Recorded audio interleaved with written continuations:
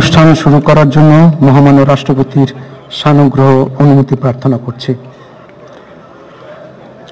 বিসমিল্লাহির রহমানির রহিম। মহামান্য রাষ্ট্রপতি, অব্যাহত অতিথিবৃন্দ, সহকর্মীবৃন্দ, মিডিয়ার সদস্যবৃন্দ, সম্মানিত সুধী মণ্ডলী, আসসালামু আলাইকুম। আজ 24 শ্রাবণ 1431